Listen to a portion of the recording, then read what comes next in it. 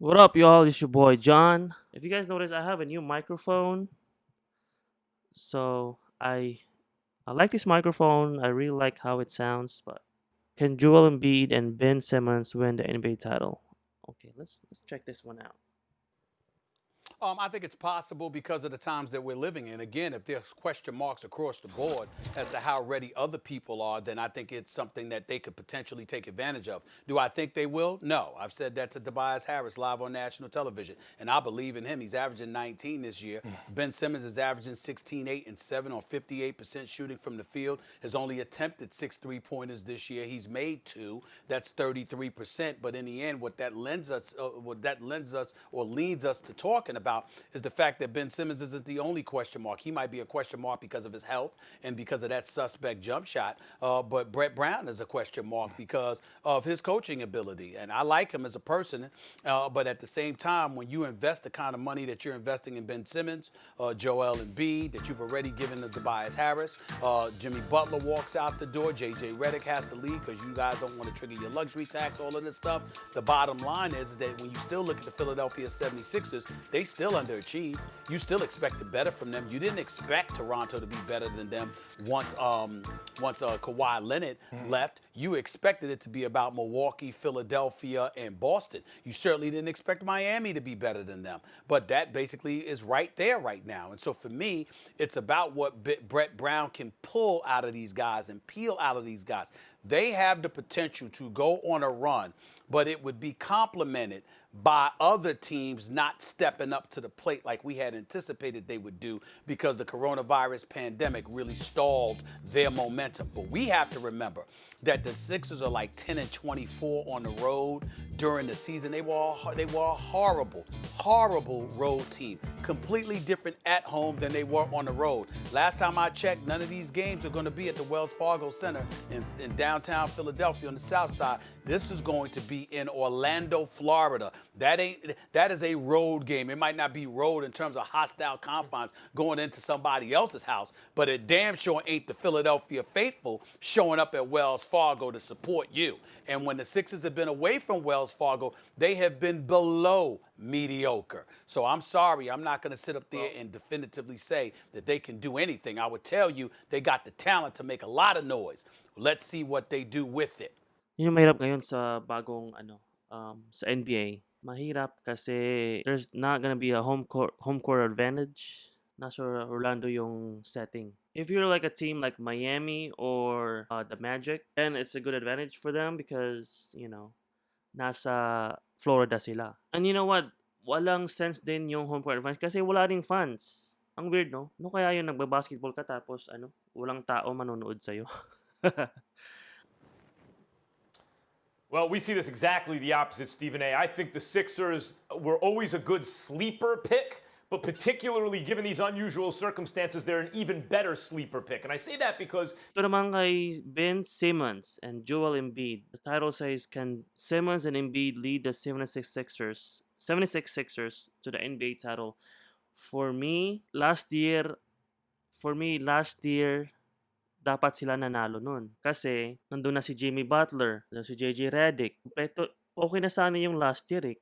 Kaso na si Kawhi nasa Toronto. Ang lakas. Ang lakas ng Toronto last year. So, last year sana, okay. Pero this year, hindi ako confident na mananalo sila. Hindi ako confident na mananalo ng titulo yung Sixers. This year, malakas din yung East eh. Kasi isipin mo, nandyan yung Milwaukee, nandyan yung Boston Celtics. So malakas talaga yung competitive na din yung East ngayon. Tapos isipin din natin yung West, 'di ba? Nandun si LeBron, nandun sila Kawhi, tapos Paul George, malakas din yung West. Di natin alam, tignan natin. Yung coronavirus nasira yung chemistry ng mga teams. teams like the Lakers, where LeBron really had the chemistry clicking just right, they needed a lot of runway to get there, right? The Sixers I see differently. You know, yes, the integration of complementary pieces are important, but really the engine of that team is they have two-star, almost superstar players in Embiid and Simmons. They're just more, they have two guys who are usually more talented than anyone on the other team. And when you restart, and it's not about, you know, and there's not enough time for teams to get the chemistry just right, who rely on 6 and 7 different pieces, two guys like that could very well take over. Now to your point about the road versus the home, I really think the reason the Sixers play that way is because Embiid, without a real good plan from the organization, has been basically self-load managing. You know, Palike tapos subscribe naman po sa mga nanonood. he's had to take his foot off the pedal at times because he has various physical problems, knee, back especially. And on the road, he takes his foot off the gas a little bit. And I really think that's why the Sixers aren't the same team. Well, a couple things there. Number one, yeah, they're not at home at all, but they're also not on the road at all either. There's neither home nor road here. All of the games are going to be televised. Everyone's going to be watching. Embiid understands this. And in terms of load managing, he just had a good long rest.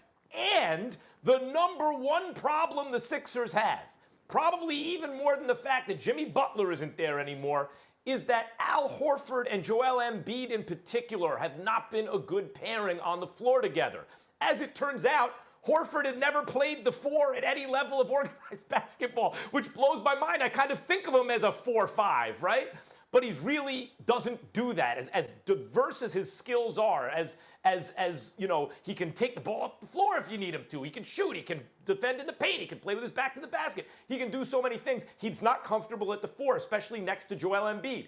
So the plan is to have kind of two separate squads, Embiid's squad on the one hand and Horford's on the other, which will give Embiid load management in addition to all the rest. Because if Horford's squad is working, Embiid can rest. I think for all those reasons, but especially because of the level that the talent is pitched for Simmons and Embiid, the Sixers are an excellent sleeper pick in this very unusual season.